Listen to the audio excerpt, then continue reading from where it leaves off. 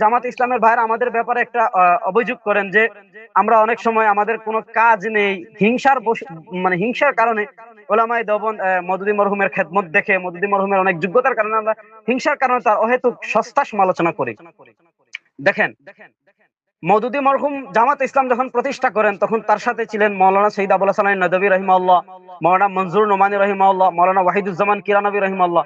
ওনারা সবাই আস্তে আস্তে সরে এসেছেন এবং সরে এসে প্রত্যেকেই কিতাব লিখেছেন। আপনারা এগুলা ইনসাফের নজরে পড়বেন।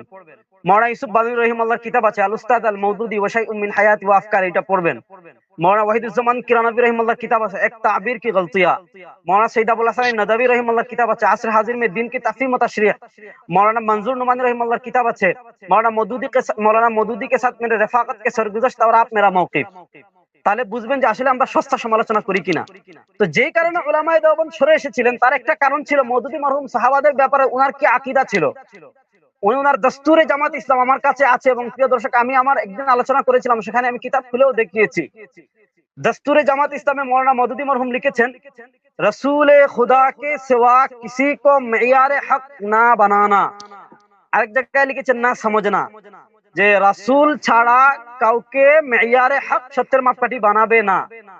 এই মেয়ারে হকের ব্যাখ্যা উনি পরে নিজে করতেছেন যে মেয়ারে হক কি, কিসি কো তনকিদ সে বালাতর না সমঝনা, যে নবী আর সাহাবী, নবী ছাড়া আর কাউকে সমালোচনার ঊর্ধ্বে মনে করবে না।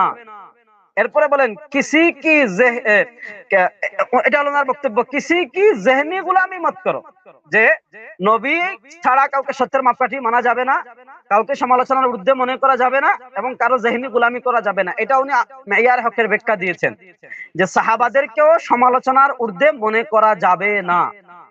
এজন্য আমরা মওদুদী মরহুমের কিতাব দেখি যে উনি উনার নীতির উপর অটল ছিলেন। উনি মুগীরা ইবনে শুবার মতো জগদ্বিখ্যাত সাহাবীর ব্যাপারে কথা বলেছেন। আল্লাহ ওনাকে উনার কথা অনুযায়ী উনার উপর মুআমালা করুক। উনি মুআবিয়া রাদিয়াল্লাহু তাআলার উপর মিথ্যাচার করেছেন। উনি উসমান রাদিয়াল্লাহু তাআলার পলিসির ভুল ধরেছেন। উনি আলী রাদিয়াল্লাহু তাআলার পলিসির ভুল ধরেছেন। তো এগুলা তো আমরা কিতাব খুলে খুলে দেখিয়েছি, দেখাতে পারবো। তো সাহাবায়ে কেরামের সমালোচনা জায়েজ নেই, সাহাবায়ে কেরামের সমালোচনা জায়েজ নেই। সাহাবায়ে কেরাম প্রত্যেকেই সত্যের মাপকাঠিতে উত্তীর্ণ। আমি বেশি দূরে যাব না। রেজওয়ান রফিকি ভাই আমাকে বলেছেন ইজমায়ে উম্মত, আপনাদের হাতের কাছে যদি আল ইসাবা থাকে একটু খুলেন। হাফেজ ইবনে হাজার কি বলেছেন, ইত্তাফাকা আহলুস সুন্নাতি ওয়াল জামাআ আলা আন্না জামিআস সাহাবাতি উদুলুন ওয়া লাম ইউখালিফ ফীহি ইল্লা শুযুযুম মিনাল মুবতাদিঈন। যে হাফেজ ইবনে হাজার আসকালানী রাহিমাহুল্লাহ বলেছেন যে ইত্তাফাকা আহলুস সুন্নাহ ওয়াল জামাআ, যে এই বিষয়ে আহলুস সুন্নাহ ওয়াল জামাত একমত, আলা আন্না জামিআস সাহাবাতি উদুল, যে সকল সাহাবী আদেল।